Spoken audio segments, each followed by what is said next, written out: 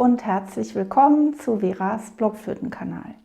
Heute habe ich mal ein ganz anderes Video für euch als sonst und es könnte ein bisschen emotional werden vielleicht.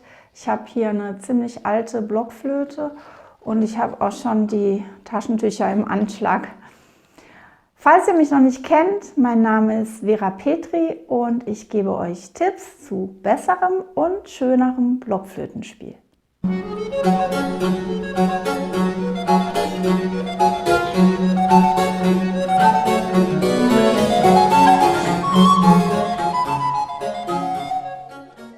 Ja, ihr seid ja eigentlich gewohnt von mir, dass ich euch Schritt für Schritt Anleitungen gebe, wie ihr Details eures Blockflötenspiels verbessern könnt, verschönern könnt und Tipps gebe zu dem ganzen Drumherum des Blockflötenspiels.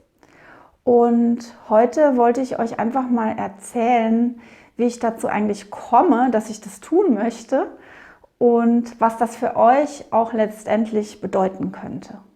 Wie ihr vielleicht wisst, bin ich professionelle Blockflötistin und Cembalistin und habe Blockflöte als Hauptfach studiert in Deutschland und in den Niederlanden und ja, gebe Konzerte und Unterricht.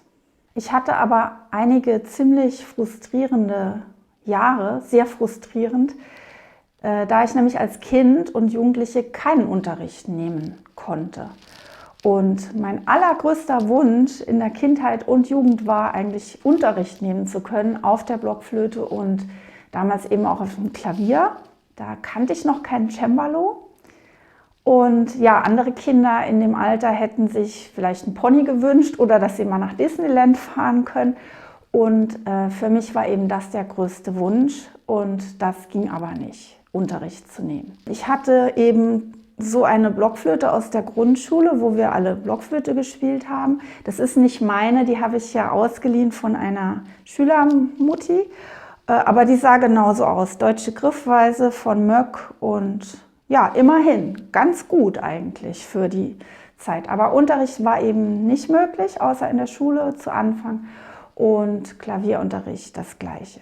Damals hätte ich alles gegeben darum, dass jemand meine Faszination für die Musik, die ich hörte bei Freundinnen und in der Schule und wenn ich mitging mit den Freundinnen in ihre Musikschule, dass jemand diese Faszination mit mir teilen würde und vor allem jemanden, der mir zeigte, wie das besser geht.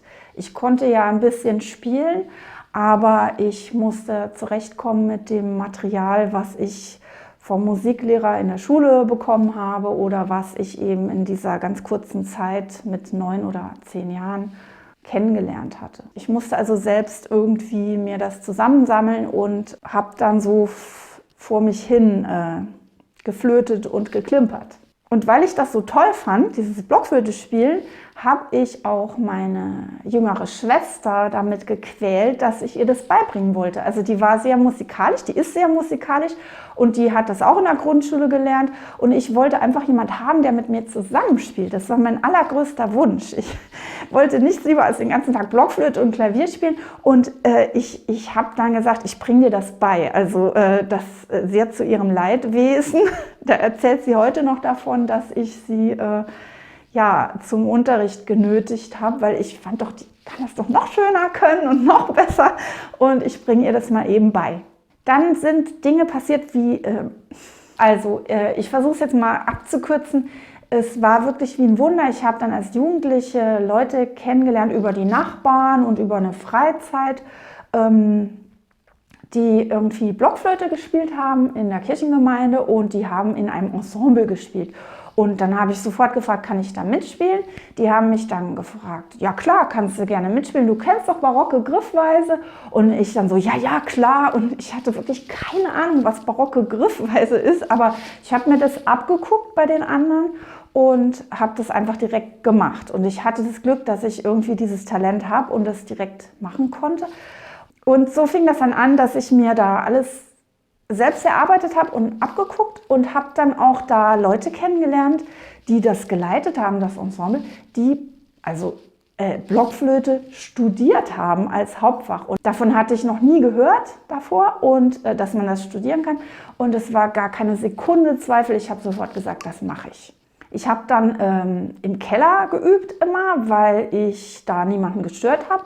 Und habe mir Schallplatten ausgeliehen, Noten ausgeliehen. Ich habe zum ersten Mal was gehört von Händel und Bach. Natürlich hatte ich die Namen schon mal gehört, aber die Stücke noch nicht gekannt. Und habe mir die Schallplatten von Franz Brücken mit in den Keller genommen, die ich mir ausgeliehen hatte und habe gemerkt, wenn ich dazu spielen will, Händel-Sonaten waren das klingt irgendwie total schief und dann habe ich festgestellt, ja, irgendwie, wenn ich die so weiter rausziehe, dann passt das besser. Aha, und dann habe ich eben also mit der Altflöte so dazu gespielt. Ich wusste ja damals noch nicht, dass man dadurch eine Blockflöte stimmen kann. Und so habe ich das alles rausgefunden, die anderen ausgequetscht, die mit mir gespielt haben da und habe mir das dann so erarbeitet und habe tatsächlich also ganz, ganz viel aufgeholt und ja, war super glücklich, war auch total optimistisch, dass ich das schaffe. Und ja, ich bin dann an die Musikhochschule angenommen worden und ich hatte dann gleich als Ziel, ich möchte in den Niederlanden weiter studieren, weil das mir das Eldorado für Barockmusik schien.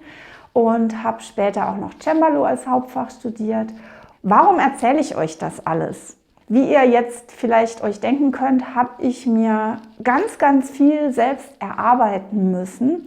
Und es hat mich ganz früh schon unglaublich fasziniert, bei anderen auch diesen Prozess zu sehen. Also so wie ich versucht habe, meine Schwester schon zu unterrichten, so habe ich dann ganz früh auch schon die ersten Schüler bekommen, als ich eben anfing, mich auf die Aufnahmeprüfung vorzubereiten und hatte vom ersten Mal, dass ich Unterricht gegeben hatte, das Gefühl, das habe ich schon immer gemacht.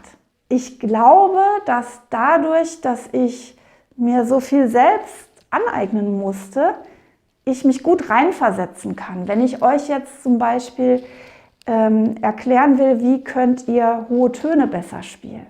Also noch zu Beginn meines Studiums war es für mich immer so ein bisschen Glückslotterie, ob ich ein hohes F auf der Altblockflöte treffe, weil ich einfach nicht wusste, wie man die Technik machen muss. Ich hatte eigentlich fast keine Atemstütze und das magische Wort Doppelzunge war für mich ein riesen Schrecken.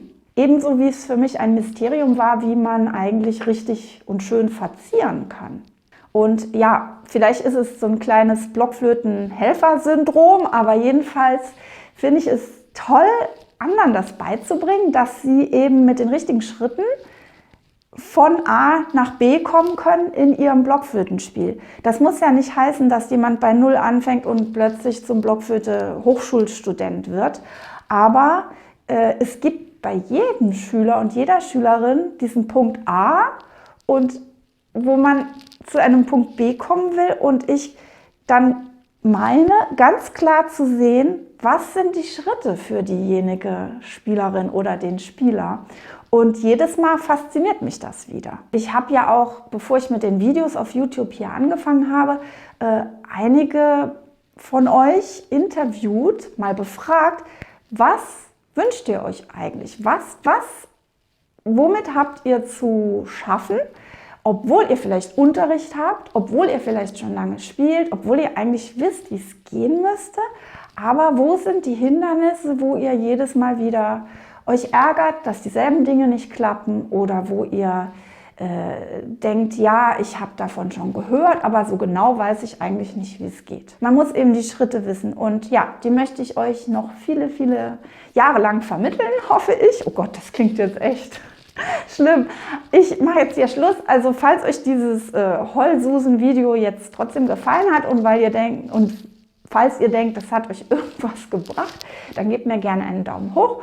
Und ja, übrigens ist es für mich wichtig zu wissen, was genau beim Blockflötenspiel euch Probleme macht oder wo ihr vielleicht noch mehr wissen möchtet, euch weiterentwickeln möchtet.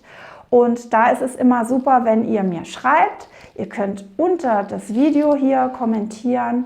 Ihr könnt auch, da freue ich mich sowieso, meinen Newsletter abonnieren. Da bekommt ihr noch ein kleines Dankeschön auch. Das ist auch hier unten verlinkt. Und da erfahrt ihr natürlich auch immer, was ich gerade so am Ausbrüten bin und für euch vorhabe. Und da könnt ihr natürlich auch, also ich habe gerade zum Beispiel in meinem Newsletter eine Umfrage gemacht, da konntet ihr mir schreiben, was euch genau interessieren würde, welche Themen des Blockflötenspiels, welche Aspekte. So, jetzt wünsche ich euch frohes Üben und nächste Woche gibt es wieder ein normales Video. Ich sende euch viele Grüße und sage bis nächsten Freitag. Tschüss.